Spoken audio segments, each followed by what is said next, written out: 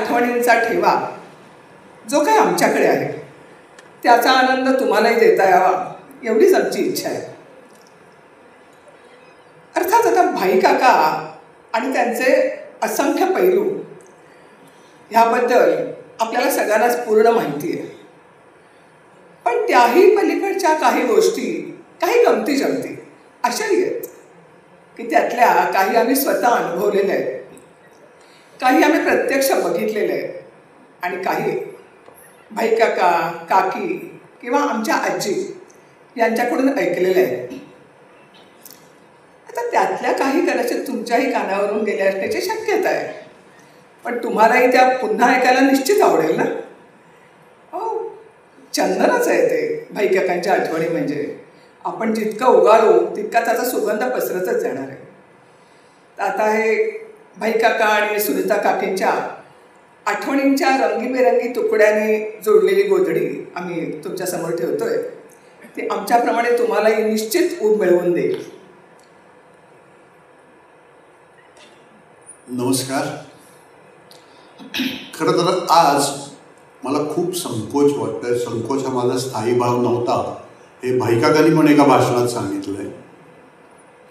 मंगलाताईंसमोर कार्यक्रम सादर करणं ह्या खरंच थरथराट आहे.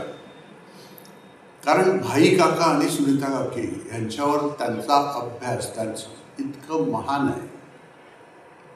तरी पण शेवटी आडनाव माझं देशपांडे आहे, खिंड मी लढवणारच. भाई काकांबद्दल ना सांगावं तेवढं थोडं आणि ऐकावं तेवढं कमी आहे. एक चीनी म्हण आहे की एखादा विशाल वृक्ष एकटा जेव्हा उभा असतो ना त्यावेळेला त्याची उंची मोजू नये असं म्हणतात. त्यांचंच वाक्य. कारण त्याला कधी पांढरे फुटतील, त्याची उंची कधी कशी केव्हा वाढेल हे कुणालाच सांगता येत नाही. तात्पर्य तुमचं मोजमाप चुकेल. पु ल देशपांडे नावाचा विशाल वृक्ष भारतीय संस्कृती, साहित्य आणि संगीताच्या प्रांगणात मोठ्या डौलांनी 8 दशकं उभा होता. त्याची व्याप्ती, त्याची भव्यता आणि त्याचा परीघ एवढा मोठा होता की त्याच्या पुढे मोजमाप कमी पडले. हयातीत असताना सुद्धा कोणी मोजमाप करू शकलं नाही. आज जाऊन 25 वर्ष झालेली आहेत आणि खात्री आहे की पुढेही कोणी करू शकणार नाही. म्हणून पुरुषोत्तमाय नमः म्हणत मी आजच्या कार्यक्रमाला सुरुवात करतो.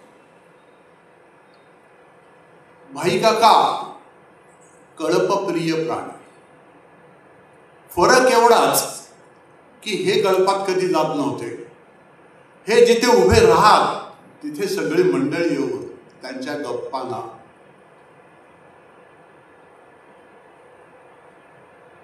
भाई काकांच्या बाबतीत सांगायचं झालं तर महाराष्ट्राचं अष्टपैलू लाडकं व्यक्तिमत्व कोण, हा जेव्हा प्रश्न येतो ना तेव्हा एकच नाव आपल्या डोळ्यासमोर येतं आणि ते म्हणजे पु ल देशपांडे, भाई किंवा PL. आमची काकी सुनीता देशपांडे विनोदाने नेहमी म्हणायची, PL स्टँड्स फॉर प्लीज लिसन. कारण भाई काका एकदा बोलायला लागले का सगळ्यांची मनं जिंकून घेत असत. आणि पहिल्या 3 वाक्यात जर त्यांच्या भाषणात त्यांनी हसवलं नाही तर ते भाषण ते स्वतः फाऊल म्हणून समजायचे. असं कधी झालेलं नाहीये, पण त्यांनी असा एकदा सांगून ठेवलेला आहे. भाई काकांच्या बाबतीत ज्या वेळेला त्यांचा एक वेगळा स्वभाव होता. जे काही चांगलं काही पाहिलं, ऐकलं किंवा वाचलं तर ते ताबडतोब सगळ्यांपर्यंत कसं पोचवायचं ह्याच्यातच त्यांना जास्त चिंता किंवा त्याच्यातच धावपळ जास्त असायची. घरातही हा माणूस कधीही सरळ बोललेलाच नाही. अगदी साधं उदाहरण, भाई काका आंघोळ झाली, वाटत नाहीये, वास येतोय, हीच उत्तर असायचं. मला नेहमी ना चिडवायचे, जयंत, आपल्या घराण्यात तू आणि मी दोघांनीच धंदा केला, मी हसवण्याचा आणि तू फसवण्याचा. भाई काका, मी फसवण्याचा का हो? अरे, तुझी टुरिस्ट टॅक्सीची कंपनी आणि टॅक्सीवाले लोक चांगलं म्हणतं का रे? शब्दांशी खेळणं आणि हजरजबाबीपणा जन्मजात देणगी घेऊन आलेला माणूस. आता हाच जो आत्ता मी तुम्हाला सांगितलं हसवण्याच्या धंद्याची, त्यांच्या साठीला अमर वर्मानी एक सुंदर डॉक्युमेंटरी केली. त्याच्यात त्यांनी स्वतःच्या जन्माची गोष्ट सांगितली आहे. 8 नोव्हेंबर 1919 साली कृपाळ हेमराज चाळे गावदेवीला भर दुपारी माझा जन्म झाला. गपचूप दुपारी माझा जन्म झाला. जमलेली सर्व मंडळी आनंदाने हसत होती. घरात कुलदीपक आला, पण तो आनंद जास्त काळ टिकला नाही, कारण मी रडलोच नाही. तिकडच्या एका चतुर सुईणीने एक सुई गरम करून आणली आणि माझ्या कपाळाला लावली, आणि मी अख्ख्या गावदेवीला ऐकू येईल एवढ्या जोरात मोठ्याने रडलो. जमलेली सर्व मंडळी आनंदाने हसायला लागली आणि मग ते हळूच म्हणायचे, जन्मताच केलेला हसवण्याच्या धंद्याचा तो माझा पहिला प्रयोग होता. भाई काकांनी हसवण्याच्या धंद्याने त्या काळात लाखो रुपये कमवले, परंतु त्यातला एकही पैसा कुठेही स्वतःच्या कुठच्याही शान शोकीला त्यांनी वापरला नाही. अर्थात त्याचं पूर्ण श्रेय मी सुनीताबाईंना देतो, म्हणजे माझ्या काकीला देतो. जेवढे पैसे कमवले ते योग्य मार्गात, जे योग्य काम करणारे आहेत, समाज आहे तो किंवा त्या संस्था आहेत, त्यांच्यासाठी तिने उदार हाताने सर्वांना दिले. भाई काकांच्या बाबतीत मी आणि दीपा दोघंजणं त्यांना भेटायला गेलो तर भाई काका खुश असायचे. पुतण्या आणि बायकोले म्हणून जास्त खुश नसायचे, पण ते जास्त खुश अशासाठी असायचे की जसा पोलिसांना खबऱ्या लागतो ना, तसा मी त्यांचा पार्ल्याचा खबऱ्या होतो. पार्ल्याचं इतकं प्रेम त्यांना, सगळं तारुण्य त्याच्यात पार्ल्यात गेलेलं. आम्ही आलो का ते पार्ल्यातल्या सगळ्या जुन्या आठवणी, जुन्या माणसांची, अरे तो कसा आहे, तो कसा आहे, अशा प्रत्येकाची ती चौकशी करतो.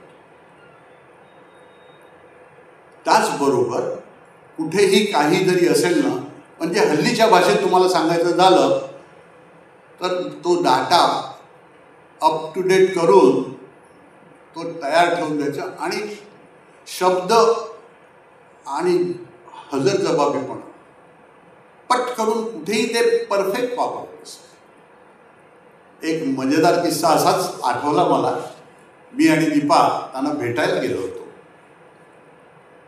ती शेवटी 2000 साल होता.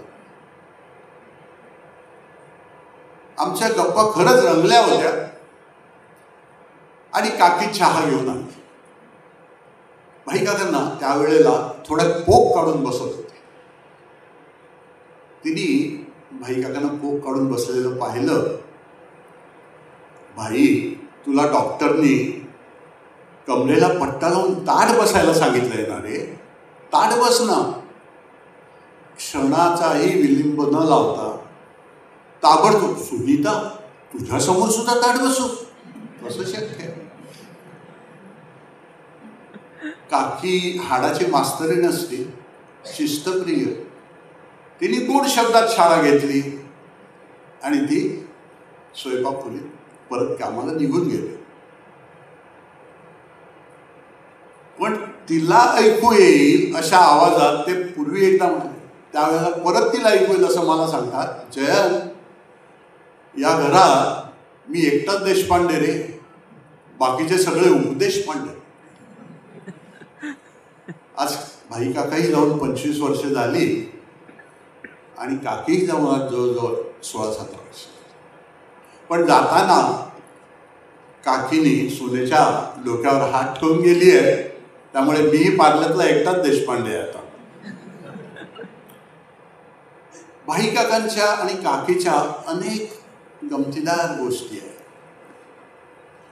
भाई काकांनी त्याच ह्याच्या एक अमर वर्मानी जो फिल्म डिव्हिजननी त्यांची जी एक डॉक्युमेंटरी केली आहे, त्या डॉक्युमेंटरीमध्ये भाई काकांनी एक किस्सा सांगितला आहे त्यांच्या पेटीवादनाच्या त्यांच्या क्लासला वार्षिकोत्सवात त्यांना पेटी वाजवायला सांगितली होती आणि अध्यक्ष होते बालगंधर्व.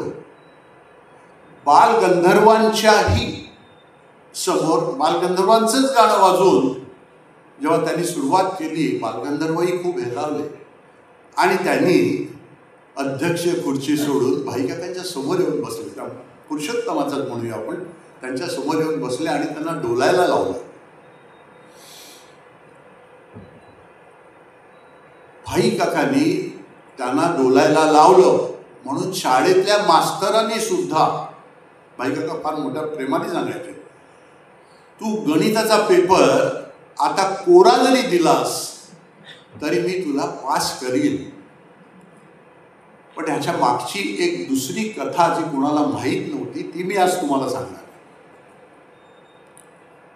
भाई काकांचे वडील म्हणजे माझे आजोबा हे एका कागदाच्या व्यापाराकडे सेल्समन म्हणून कामाला होते आणि अतिशय रसिक. हे कुटुंबच अख्खं सगळं रसिक. बालगंधर्व हे त्यांचं आद्य दैवत होतं वडिलांचं त्यांच्या. त्यावेळेला ते पुण्याला गेलेले असताना भाईंसाठी त्यांनी एक पेटी विकत घेतली. त्यांचा पगार 150 रुपये होता आणि पेटी 200 रुपयाची होती.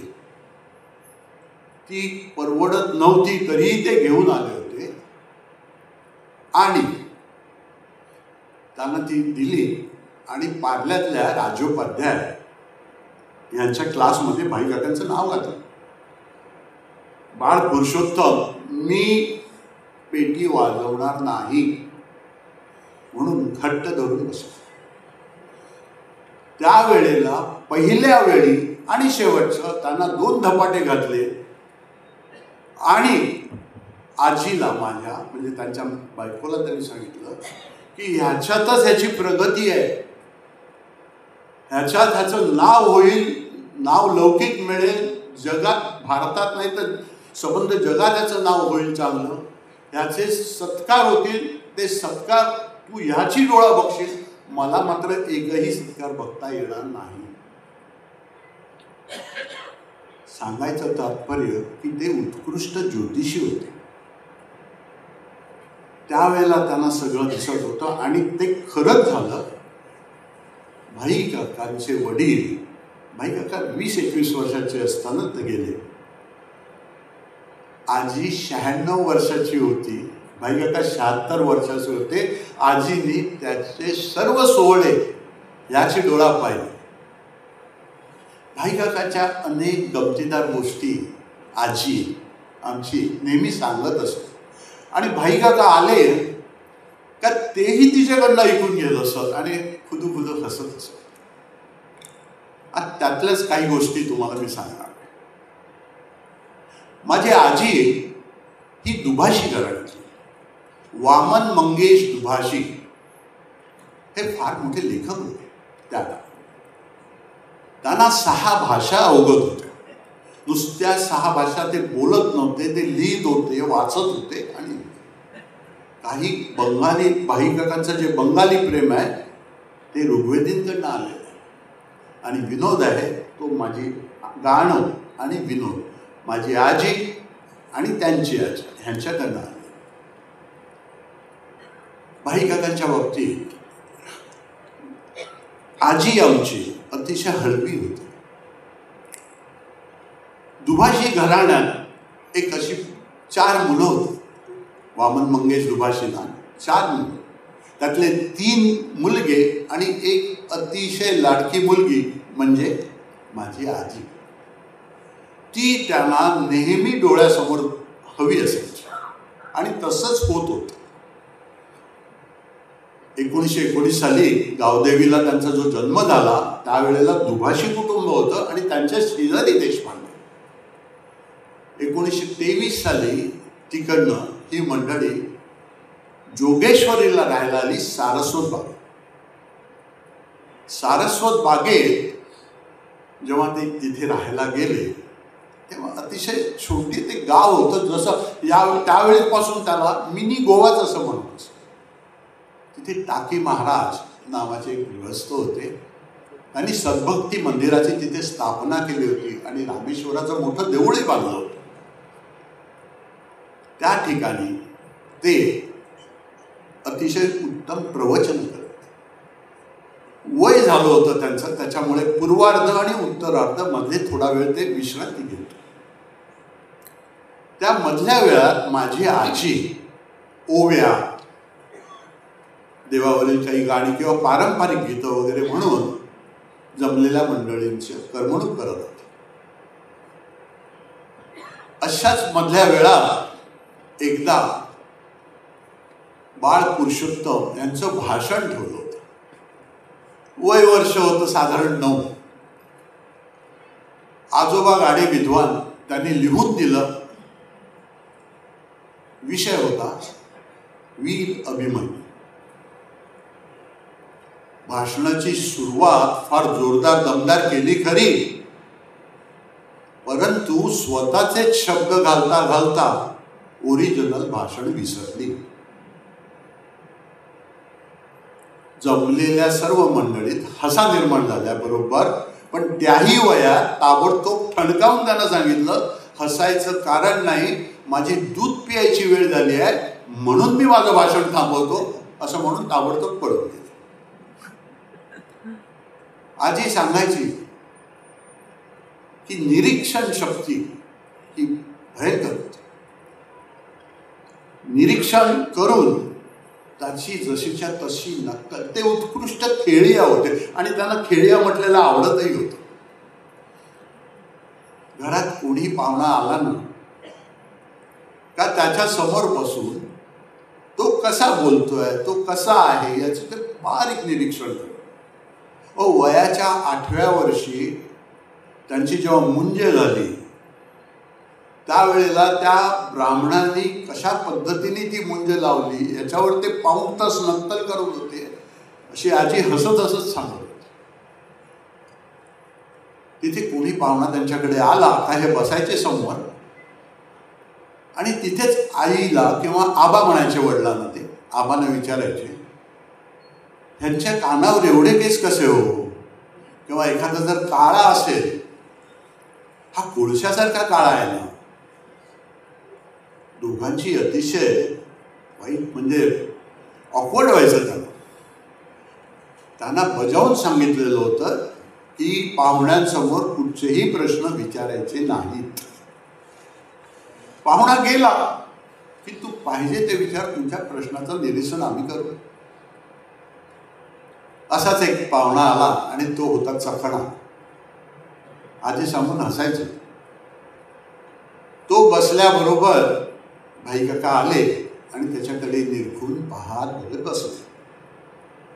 डोक्याची घंटा आबांनी ओळखली आणि त्यांनी, अरे खेळायला जा, खेळायची वेळ आहे ना, खेळायला जा. आनंदाने स्वारी खेळायला निघाली खरी, पण जाताना आबांना सांगून गेली, त्यांचे डोळे असे कसे हे गेल्यावर मी तुम्हाला विचारी ना, आधी विचारणार. भाई काकांच्या बाबतीतल्या अनेक गोष्टी आहेत. 1929 साली दुभाषी मंडळी पार्ल्याला आली. अर्थात पार्ल्याला त्यांनी दुभाषी निवास बांधलं. त्यांच्याच बाजूला त्र्यंबक सदन 5 अजमल रोड, की जे भाईंचं पहिल्या पुस्तकापासून मध्ये जो ॲड्रेस होता तो 5 अजमल रोड त्र्यंबक सदन. पार्लं त्यावेळेला अतिशय छोटं गाव होतं. सुखसोयी नव्हत्या. कुठचीही मोठी थिएटर्स नव्हती, म्हणजे नाट्यगृह नव्हतं, सिनेमागृह नव्हतं. हां, टिळक गेल्यामुळे पार्ले टिळक विद्यालय ही एक छोट्या प्रमाणात एक शैक्षणिक संस्था सुरू होती आणि टिळक मंदिर एक नावाचं जे संस्था आहे ती तिथे होती. टिळकांच्याच नावाने ते फार चांगलं काम करत होते. रोज संध्याकाळी घंटा, रोज असं नव्हे, काही तिकडे कार्यक्रम असेल तर तिथे पहिली घंटा वाजायची. सर्व पार्ल्याला कळायचं की आज कोणतरी व्याख्यान द्यायला किंवा भाषण काहीतरी आहे, आपण तिकडे जायचं. असंच एकदा घंटा वाजल्यावर सगळे पार्लेकर जेव्हा तिथे पोहोचले, तिथे भाषण होतं प्राध्यापक न. ची. केळकर यांचं. ही कथा ऐकली असेल तुम्ही. न. ची. केळकरांचं व्याख्यान होतं आणि विषय होता इंग्रजांनी देऊ केलेलं फेडरेशन घ्यावं की घेऊ नये. प्रचंड विद्वान माणूस तो. 1.5 तास अतिशय फार सुंदर बोलतो आणि प्राध्यापक असते. भाषण संपल्यानंतर ताबडतोब त्यांनी विचारलं की कुणाला काही शंका असेल तर जरूर मला विचारा, मी त्या शंकेचं निरसन करेन. पहिला हात बाळ पुरुषोत्तमाचा वरती गेला. त्यांनी त्यांच्याकडे पाहिलं आणि हसून विचारलं, बाळ काय तुझी शंका आहे? तेव्हा त्यांनी सांगितलं की तुम्ही मगाशी म्हणालात की फेडरेशन स्वीकारू नये, ते राबवावं, त्याचा अर्थच मला कळला. ती मूर्ती बघून केळकर साहेब हसले आणि म्हणाले, बाळा तू अजून लहान आहेस, तुला ते कळणार नाही. तुला कळतील असेच प्रश्न विचार. झालं. बाळ पुरुषोत्तमाच्या शेपटीवर पाय पडला आणि दुसरा क्षणात प्रश्न गेला, आज पुण्यात अंजिराचे भाव काय आहेत? सगळे जमलेल्या मंडळी हसायचे. अशा अनेक किस्से आजी सांगायची आणि ते आले का आजीकडनं ऐकूनही घ्यायचे. भाई काका 11वीत असताना मित्रमंडळी आता जरा मोठी झाली होती. काही मित्रांनी भेटायचं ठरवलं. झावबा नावाचे एक ग्रस्त जे गिरगावातले झावबाचं राम मंदिर आहे, त्यांचं पार्ल्यात एक मोठा वाडा होता, तिथे ते भेटायचं ठरवलं. गणपतीचे दिवस होते. आरती झाली का जेवायचं हेही ठरलेलं होतं. ठरलेल्या वेळेपेक्षा 5-10 मिनिटं भाई काका जरा उशिरा गेले, पण जमलेले सगळे मित्र त्यांचीच वाट बघत होते. भाई काका तिथे पोहोचल्याबरोबर कुठच्या तरी एका मित्राला मस्करी करायची टुकी आली. अरे पांड्या आला रे. भाई काका आत गेले तेव्हा त्यांनी अगदी जोरात सांगितलं, अरे हा देशपांडे ना, यांचं खरं आडनाव शेणवी देशपांडे. हा ते शेणवी लावत नाही, पण ते शेणवी का लावतात माहितीये का? यांचे पूर्वज शेण विकायचे म्हणून हे शेणवी देशपांडे. आता जमलेले जे काही मित्र होते ना, त्यांना काय हा काय खिल्ली उडवतोय याची जरा वाट. भाई काकांनी क्षणात काहीही वेळ न घालवता ताबडतोब म्हणाला, हा म्हणतोय ते अगदी खरं आहे. माझे पूर्वज शेण विकायचे म्हणून आम्ही शेणवी देशपांडे, पण ह्यांचे पूर्वज खात होते शेण म्हणून आमचे पूर्वज विकत होते. हजर जबाबीपणा जो आहे तो वरनच घेऊन आलेला हा माणूस.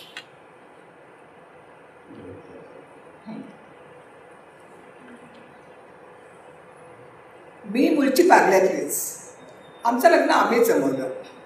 अर्थात दोन्ही घरी नापसंतीचा प्रश्नच नव्हता. त्यावेळेला भाई काका आणि काकी पुण्याला राहायला गेले होते. आता घरात येणारी नवीन सून त्यांच्या नजरेखालून घालणं गरजेचं होतं. त्याप्रमाणे एक दिवस ठरला. त्यांनी मला भेटायला म्हणजेच बघायला येण्याचा.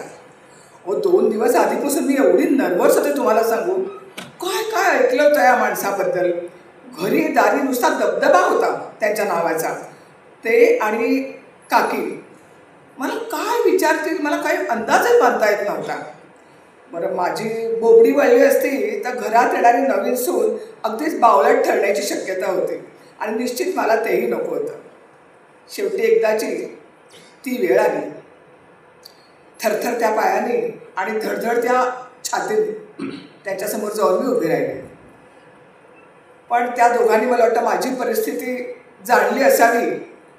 त्यांनी मला आपल्या जवळ बसवून घेतलं आणि अगदी साधे सोपे बाळगोत प्रश्न विचारले. तुम्हाला सांगू, मला इतका माझा भार हलका झाला, रिलॅक्स वाटलं अगदी. आणि पुढच्या 5 मिनिटात मी त्या सगळ्यांच्या गप्पांमध्ये सहभागी होऊन गेले. ही भाई काकांच्या स्वभावाची खासियत होती. एखादा नवखा माणूस जर अवघडलेला दिसला तर अशा वेळेला ते स्वतः त्याच्याशी पर्सनली गप्पा चालू करून त्याला भीड त्याची मोडून काढत आणि सगळ्यांमध्ये सामावून घेत. असंच आमच्या लग्नाला 6 महिने झाले होते आणि काकींनी आम्हाला 8 दिवस त्यांच्याबरोबर राहायला पुण्याला बोलवलं. परत माझ्या पोटात गोळा, कारण इतकं ऐकलं होतं काकींची शिस्त, टापटीप, व्यवस्थितपणा. पण खरं सांगू ना, तर त्या 8 दिवसात काकींच्या व्यवहार चातुर्याबरोबरच त्या दोघांचं एकमेकांशी असलेलं नवरा बायकोच्याही पलीकडचं सुंदर नातं, समोरच्या माणसाला एक ठराविक अंतर राखून आपलंसं करून घ्यायची त्यांची कला, हे सगळं इतकं जवळून बघता आलं की मला माझ्या पुढच्या आयुष्यात त्याचा निश्चित उपयोग झाला. अहो, एक सुरी 25 वर्षांपूर्वी लंडनहून आणलेली आणि रोजच्या वापरात असलेली, ती तिच्या खोक्यासकट अगदी इंटॅक्ट होती. त्या खोक्याचा एकही कोपरा कुठेही दुमडलेला नव्हता. आता सांगा, इतका त्यांचा व्यवस्थितपणा. पण एक मात्र खरं आहे की काकींनी घरचा सगळा व्यवहारीपणाचा भाग सांभाळल्यामुळे भाई काकांच्या स्वभावातला निरागसपणा टिकून राहायला खूप मदत झाली. अगदी लहान मुलासारखे होते, बाळबोध स्वभाव त्यांचा. नवीन गोष्टींची खूप आवड होती. एकदा जयंतनी कोल्हापूरने एक चपला बनवून घेतल्या होत्या, छान होत्या. आम्ही घरी त्यांच्या गेलो. यांची नजर बरोबर त्या चपलांवर पडली. म्हणाले, जयंत, चपला नवीन आहेत का रे? छान आहेत, मलाही आवडतील अशा. आणि त्यांनी अभिप्रायासाठी काकींकडे बघितलं. काकी पक्क्या व्यवहारी. तेवढा, भाई, तुला जर त्या चपला आवडल्या असतील तर तू त्या आधी घालून बघ, त्या घालून तू चालून बघ, आणि तरी तुला जर त्या बऱ्या वाटल्या तर आपण सांगू जयंतला तुझ्यासाठी बनवून घ्यायला. खुश झाले, उठले आणि चपलांमध्ये पाय घालणार एवढ्यात जयंतला म्हणाले, कितीला घेतल्यास रे या? म्हणाला, भाई काका, ते तुम्हाला काय करायचं आहे, तुम्हाला हवे आहेत ना, मी तुम्हाला आणून देतो. म्हणाले, अरे असं नाही, मी काय तुला पैसे देणार नाही आहे. आपलं सहज विचारलं. ह्याने किंमत सांगितली. किंमत सांगितल्याबरोबर वाकून त्या चपला अशा हातात घेतल्या आणि म्हणाले, अरे बापरे, म्हणजे या चपला हातात घेऊनच चालायच्या आहेत तर.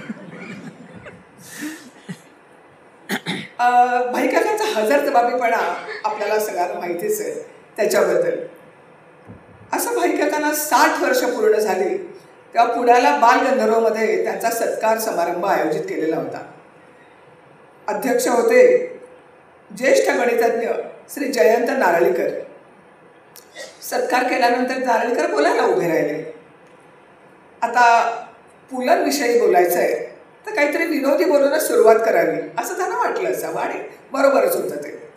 म्हणून त्यांनी सुरुवात केली की, प्रेक्षक हो, आज तुम्हाला मी माझ्या बंधू भगिनीनो असं म्हणणार नाही आहे, कारण इथे प्रेक्षकासमोर माझी बायको बसलेली आहे. झालं. त्याच्यानंतर सत्काराला उत्तर द्यायला भाई काका उभे राहिले. तेच निष्किल हसत म्हणाले, प्रेक्षक हो, आज इथे प्रेक्षकात समोर माझी बायको बसलेली आहे आणि तरी मी तुम्हाला माझ्या बंधू भगिनीनो असंच म्हणणार आहे, कारण माझी बायकोच मुळात मला भाई म्हणते. प्रेक्षकात हसा पेटला. ह्याच साथीच्या निमित्ताने भाई काकांनी वसंत सरवटेंनी भाई काकांना शुभेच्छा देण्यासाठी पत्र लिहिलं होतं. तर त्या पत्राला भाई काकांनी त्यांच्या नेहमीच्या स्टाईलमध्ये सुंदर उत्तर लिहिलं. ते तुम्हाला मी आता पत्र वाचून दाखवते भाई काकांचं.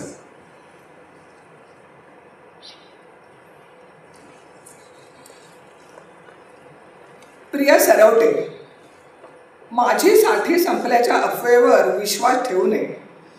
कुणाचीही 61 म्हटली की पुण्यातली माणसं प्रथम पाळण्यातल्या मुलासारखं अंग काढतात, मग सत्कार समारंभ करून थैली देणार म्हणतात आणि नंतर हळूच त्यातून अंग काढून घेतात. तेव्हा तसले कसलेही सोपस्कार मी करून घेणार नाही, याबद्दल निश्चिंत असावं. अतिस्नेह हा पापशंकी असतो. तेव्हा तुमच्यासारख्या माझ्या मित्रांच्या मनाला घोर लागू नये म्हणून हे पत्र. अहो, वयाबियाचे हिशोब इतिहास संशोधकांनी आणि वयपरत्वे उपडणाऱ्या आजारावर औषध देणाऱ्या डॉक्टरांनी करावे. पण तुम्हाला कळवायला आनंद होतो की हल्लीची पिढी बिघडली आहे किंवा आमच्या वेळेचं ते आता राहिलं नाही. अशासारखी केवळ कवळीतून फुटायला योग्य अशी वाक्य माझ्या तोंडून चुकूनही निघत नाहीत. अहो, हल्लीच्या मोगऱ्यालाही आपलं नाक चोललेलं नसल्यास कुठल्याही काळातल्या फुललेल्या मोगऱ्या इतकाच छान वास येतो. एक उदाहरण म्हणजे हल्लीच्या पूर्वीच्या पोरीने इतक्या छान लाजत नाहीत हे म्हणणं साफ खोटं आहे. परवाच मी एका पोरीला काय ग कितवीत आहेस असं विचारलं. ते ऐकून ती नुसती लाजली नाही, तर लाजली आणि म्हणाली, मी ईशा, अहो माझी मुलगी यंदा BA ला आहे. पत्र खाजगी आहे म्हणून सांगतो, ते मला ठाऊक होतं. तात्पर्य काय की उन्हा उतरत चालली म्हणून त्यातलं सोनं बघायचं टाळायची गरज नाही. असो, आता भेटीचे योग यायला हवे तितके जोडून येत नाही. शिवाय दरवर्षी ठराविक दिवशी नेमाने मित्रमिलन वगैरे साजरं करण्याचा प्रदर्शनी भाऊकपणाही कधी आपण केला नाही, म्हणूनच मैत्री टिकली. तरीही कधी मध्ये खुशाली कळवावी म्हणून पत्र लिहायला सोबत कागद पाठवित आहे, ते वापरावे. कंसात लिहायला. तर सांगायची गोष्ट काय, तर जोपर्यंत इथे सखेनी सोबती, कुणी इथे कुणी तिथे असं मी खूप आनंदाने आणि अभिमानाने म्हणू शकतो, तोपर्यंत या आपल्या मैफिलीतलं माझं वय 25च. मग पिको हे मस्तक दुखोत गुडघे, मैत्रीचे धागे जैसे थेच. हा माझा कायमचा 25वा वाढदिवस सतत साजरा होत राहावा, यासाठी माझ्यावर वर्षानुवर्षे निरपेक्ष प्रेम करणाऱ्या तुम्हा मित्रांना उदंड आयुष्य आणि स्वास्थ्य लाभणं मात्र अत्यंत आवश्यक आहे. तसं ते लाभो ही ह्या प्रसंगी माझी मनापासून इच्छा आहे. तुमचा पुल.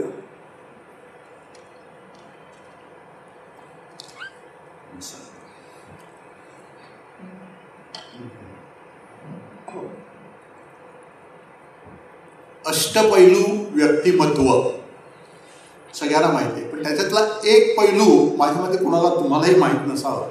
भाई काका चांगले कार्टून आणि चित्र चांगल्यापैकी काढायचे. त्याचा एक किस्सा मी तुम्हाला सांगतो. मी शाळेत होतो, साधारण 1968. भाई काकांचं वाऱ्यावरची वरात हे फार जोरात चाललं होतं आणि त्या वाऱ्यावरच्या वरातीत आम्ही सगळे देशपांडे कुटुंबीय, म्हणजे त्यांची बहीण होती, वडील, माझे धाकटे काका होते, माझे आत्ते भाऊ होते, सगळेजण होते. माझे वडील त्यांना मदत करायला जायचे. त्यांना कंपनीत एका मोठ्या ह्याच्यावर असल्यामुळे त्यांना रजा मिळत नव्हत्या, त्याच्यामुळे ते नाटकात कामं करू शकत नव्हते त्या, पण ते त्यांना मदतीला द्यायचे. अशाच एका रवींद्रच्या रविवारच्या दिवशी संध्याकाळी 6 वाजता वाऱ्यावरच्या वरातीचा प्रयोग होता. वरातीच्या प्रयोगाला मी वडिलांच्या मागे लागलो. मी पण येतो बरोबरच, चल म्हणाले. मी आणि वडील वाऱ्यावरची वरात जो प्रोग्राम तिथे होता ते रवींद्रला गेलो. रवींद्रच्याच आधी तिकडे एक अतिशय दुर्गाशब नावाची एक उत्तम खानावळ, मालवणी जेवण मिळण्याची एक अतिशय उत्कृष्ट खानावळ की जी भाई काकांच्याही आवडीची होती.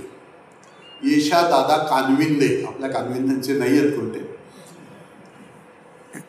ते तिथे ते चालवायचे आणि इतकी घरगुती की ते चुलीवर सगळं स्वयंपाक त्यांची बायको करायची आणि ते स्वतः तिकडे जातीने उभे राहून प्रत्येक जण कसं खातोय वगैरे बघायचं. भाई काकांना मी तिथे गेल्यावर मस्का मारला आणि सांगितलं, भाई काका आज आपण मटण खायला तिकडे जाऊया का? भाई काकांनी ताबडतोब जाऊया, आपण प्रयोगशाळा का सगळे जेवायला तिकडे जाऊ. भाई काकांच्या नाटकाच्या प्रयोगाला लोक कसे हसतात हे बघायला आम्ही जात होतो. जे काय हसायचे ना ते बघण्यासारखं. प्रयोग संपल्याबरोबर मी परत मागे लागलो, भाई काका जाऊया ना, चल जाऊया ना म्हणा. पण काकी अतिशय खंबीरपणे म्हणाली, भाई तू जर तिथे गेलास तर तुझ्या स्वभावामुळे सगळी लोक तुला येऊन तिथे तुझ्या सोबत फिरणार, तुझ्याशी गप्पा मारत बसणार आणि तू विसरणार की आम्ही पण आहोत इकडे म्हणून. त्याच्यामुळे तू एक काम कर, आपण डबा त्यांच्याकडनं घेऊया आणि घरी जाऊन जेवू, पण तिकडे नको, कारण कुणालाच शांतपणे जेवायला मिळणार. बायकाकाने ते पटलं. आम्ही दोघं जण गेलो. यशादादा कानविंदे अस्सल कोकणी माणूस, भाई या या या आज मोठी माणसं आली म्हणून त्याने जोरदार स्वागत केलं आणि मग काय काय पाहिजे वगैरे त्याचं सगळं त्यांनी विचारलं. भाई काकांनी सांगितलं आणि तुम्हाला सांगतो त्यावेळेला त्याचं बिल 500 रुपये झालं. भाई काकांनाही थोडंसं, यशादादा तू भाव वाढवलेस का रे? बोलणारा यशादादा मालवणीच होता. त्यांनी ताबडतोब सांगितलं, भाई अरे काहीतरी मी स्पेशल देतो. आता तूच सांग मला की आज नाटकाचे भाव काय आहेत? 7, 5 आणि 3. 7 रुपये, 5 रुपये, 3 रुपये. तुझ्या नाटकाचे काय आहेत? 10, 7 आणि 5. म्हणजे तू काहीतरी जास्त देतोस म्हणून लोक गर्दी करतात ना रे. बाई काका काय जास्त बोलले नाही आणि तो डबा घेतला आणि पैसे दिले. घरी ताबडतोब आम्ही तिथे गेलो आणि सगळेजण बसलो होतो. भाई काका मात्र त्यांच्या स्वतःच्या लिखाणाच्या खोलीत गेले. आम्ही सगळेजण वाट बघत बसलो होतो. भाई काका थोड्या वेळाने आले. ते हातात एक कागद होता आणि त्याच्यावर एक अतिशय सुंदर व्यंगचित्र कार्टून काढलं होतं त्यांनी यशादादा कानविंदेवर. यशादादा एका विडीवर बसला होता आणि माशाच्या जागी सारस्वताला तो कापतोय. ते बघितल्यावर आम्ही सगळेजण आहे, पण एवढ्यावर ते थांबले नाही. त्यांनी तिकडनं, त्यावेळेला सेलफोन नव्हते, त्यांनी फोन केला त्याला त्याच्या खानावळीत आणि त्याला सांगितलं की ह्या रविवारी महाराष्ट्र टाइम्समध्ये बघ रे, मी तुझ्यावर एक कार्टून काढले. बोलण्यातला फक्कड तोही माणूस फक्कडच होता. अरे भाई तू ओरिजिनल त्यांना देऊ नको, ओरिजिनल जरा ठेवून दे, मी माझ्या खानावळीत मी ते लावतो. म्हणून त्याला त्याचं ओरिजिनल मलाच पाहिजे म्हणून त्याचा तिकडनं हट्ट सुरू. पण भाई काका अतिशय छान चित्रही काढतो. भाई काकांच्या बाबतीत माझ्या आजीची आणखी एक मजेदार किस्सा मी तुम्हाला सांगतो. माझी आजी ही तशी रसिक होती. पार्ल्यात कुठच्याही मुलाला किंवा चांगले 11वीत मार्क मिळाले किंवा चांगला कुठच्या दुसऱ्या परीक्षेत त्यांना मिळाले तर ती घरी जाऊन त्याला काही ना काहीतरी खाऊ बक्षीस देते. ते बक्षीस ती त्याला त्याच्यापर्यंत पोचवायची.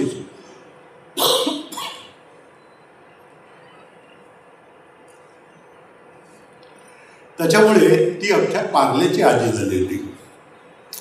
पार्ल्यात रवींद्र पिंगे नावाचे फार मोठे लेखक राहत होते. त्यानं आमच्या आजीवर पार्ल्याची आजी म्हणूनच एक लेख लिहायचा होता. म्हणून ते 2-3 वेळा आमच्या घरी आले आणि एका वेळेला मी होतो घरी. त्यांच्या आणि आजीच्या गप्पा ऐकत होतो. त्या गप्पामध्ये आमच्या आजीने एक सुंदर वाक्य त्यांना सांगितलं.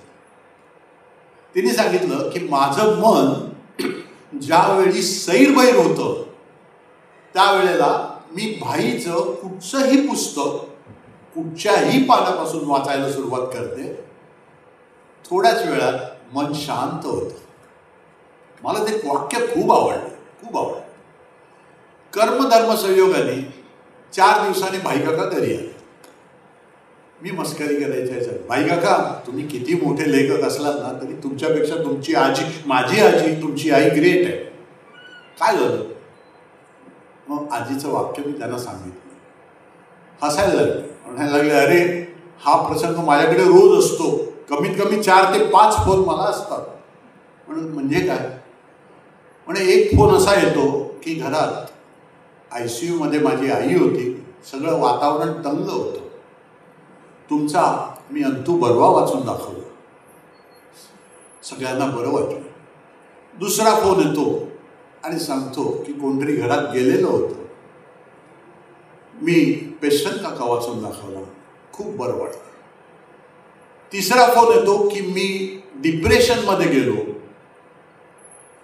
आणि डॉक्टरने मला तुमची पुस्तकं वाचायला सांगितली आहे.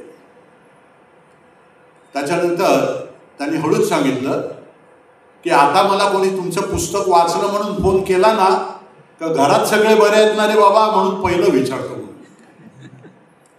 भाई काकांच्या हजरजबाबीपणा आणि शब्दांची खेळ ऐकावे तेवढे थोडे.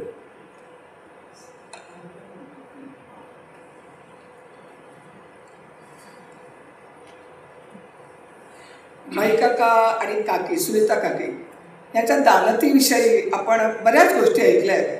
त्यातल्या ह्या थोड्या काहीतरी अशा आम्हाला ज्या जरा वेगळ्या अशा लक्षात आल्या त्या आहेत. मुंबईला वरळीला एक सस्मिरा म्हणून इन्स्टिट्यूट आहे, खूप जुनी आहे ती. तिकडे एक अंधांचा कक्ष म्हणजे दृष्टिहीनांचा कक्ष त्यांना एक्सपांड करायचा होता. त्याच्यासाठी काही पैसे पाहिजे होते. आता ब्रेल लिपी संदर्भात काही साहित्य, मशिनरी, बरंच खर्चिक काम होतं. भाई काका आणि काकीच्या कानावर हे गेल्यावर काकीने ठरवलं की त्यांना मदत करायची. त्याप्रमाणे एक दिवस ती इन्स्टिट्यूटची वेळ संपल्यानंतर ती काय कक्ष आहे, त्यांना काय पाहिजे ते जाऊन बघायचं असं ठरलं. संध्याकाळी त्यांना न्यायला त्या कक्षातला एक दृष्टिहीन मुलगा आला. तिथे पोचले तेव्हा असं जरा अंधारात आलेलं होतं. कक्ष मागे होता आणि त्या दुसऱ्या मजल्यावर होता. तिथे जाणारा जिना जरा काळोखात होता. तो ह्याला घेऊन आलेला मुलगा, दृष्टिहीन मुलगा, त्या काळोखातून टप टप टप टप टप टप वरती निघून गेला. हे दोघे गोंधळले हो, जाणार कसं, कारण काही दिसतच नव्हतं जिन्यात. वरती गेलेला मुलगा त्यांनी पाहिलं की अरे हे लोक काय आले नाही आहेत का, म्हणून तो परत खाली आला. खाली आला आणि त्याच्या लक्षात आलं काय झालं ते, आणि तो चटकन म्हणाला, अरे हो तुम्ही डोळस नाही का. आणि त्याने त्या जिन्यातला दिवा ऑन केला आणि जसा आला तसा वरती निघून गेला. दृष्टी असूनही प्रसंगी आलेलं हे परावलंबित्व आणि दृष्टीहीनतेमुळे अंगी बांधलेलं स्वावलंबित्व ह्याचा इतका जवळून अनुभव आल्यामुळे भाई काका खूप हेलावून गेले. त्यांना म्हणजे आधी ते हळवेच होते, त्यामुळे त्यांनी त्या कक्षाला तर भरपूर मदत केलीच. त्याच्यानंतरसुद्धा आनंदवनात बाबा आमटेंच्या दृष्टीहीन अपंग मुलांना त्यांनी आर्थिक आणि मानसिक भरपूर त्याचं मनोबल वाढवून दिलं आणि आर्थिकही मदत केली भरपूर.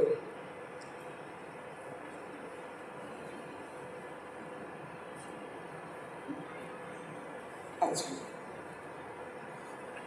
1994ला भाई काकांना गोव्यातनं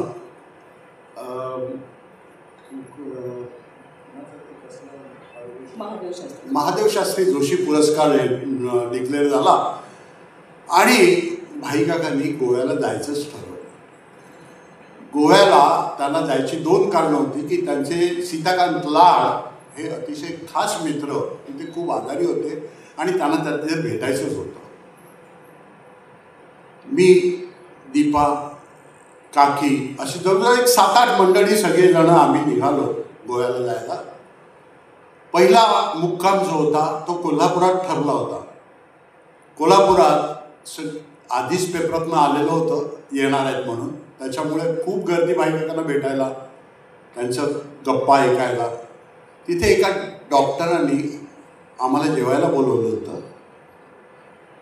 पार्टी म्हणजे तिकडची काही मान्यवर मंडळी पण आलेली होती.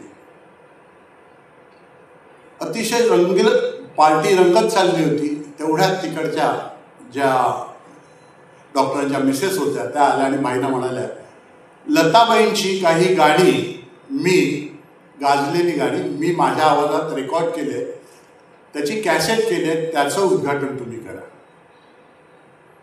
भाई काका कधी कोणाला दुखवत नव्हते, पण त्यावेळेला मात्र त्यांनी सांगितलं की नाही, मी ते करत नाही, नंतर आपण करूया. मी दुसऱ्या दिवशी सकाळी त्यांना विचारलं की भाई काका का नाही केलं. त्यांनी एवढंच सांगितलं, अरे लताचा जिथे सूर जातो ना तिथे हिची नजर पण जाणार नाही रे. लताच्या बाबतीत भाई काका प्रचंड हळवे होते. भाई काकांचा त्याच वेळेला पार्किन्सनचा जो त्रास होता तो सुरू झाला होता. त्यांना अमेरिकेला जायचं त्यांनी ठरवलं. काकीनी खूप अभ्यास करून खूप चौकशा करून अमेरिकेला एक ऑपरेशन करणारा एक जपानी माणूस होता. शिडी झाल्या, सगळं काही झालं. जाणारा माणूस चालत जातोय, थरथरत जातोय, पण येताना व्यवस्थित होतोय. आम्हालाही वाटलं होतं की भाई काका बरे होऊन येतील, पण तसं झालं नाही. भाई काकांचा तिथे ऑपरेशन झालं, पण प्रॉब्लेम मात्र तसाच आहे. पण भाई काकांची विनोद बुद्धी जी होती ती शेवटपर्यंत तशीच राहिली, अगदी शेवटपर्यंत. आम्ही एकदा असंच गेलेलो असताना काकी या हॉस्पिटलमध्ये गेली होती.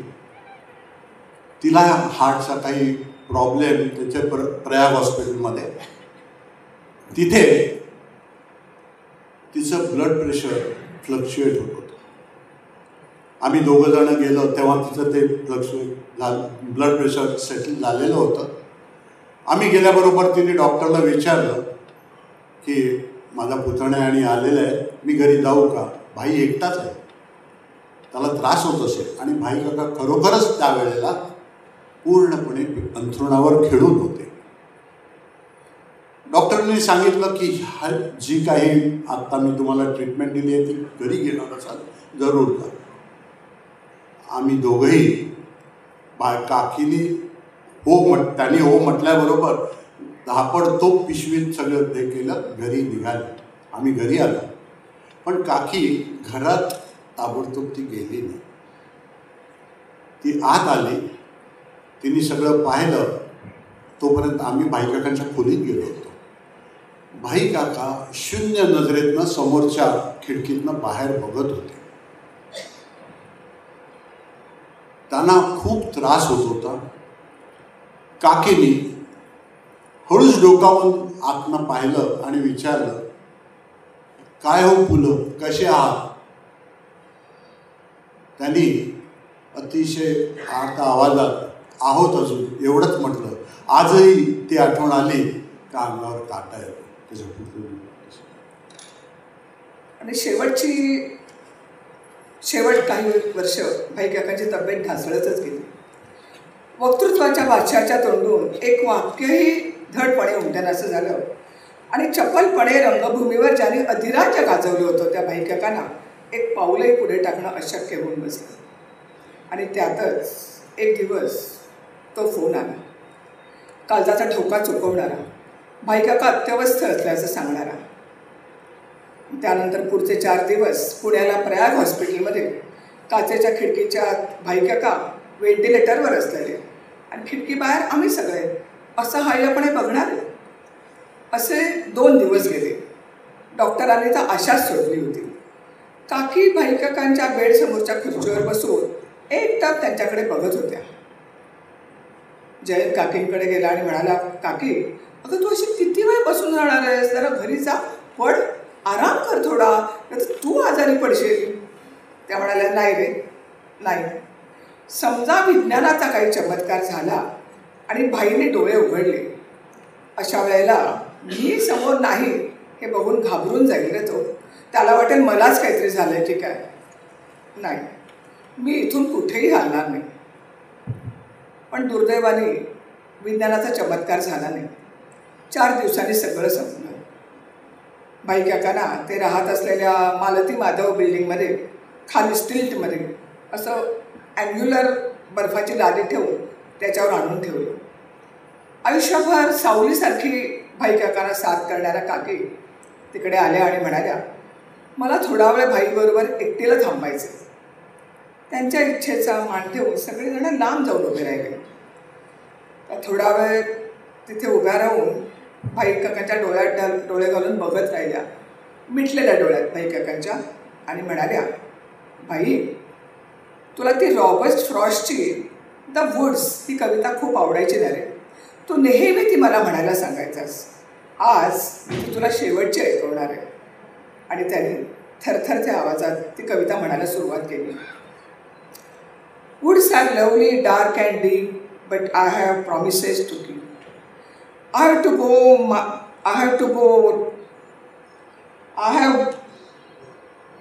Woods are lovely, dark and deep, but I have promises to keep.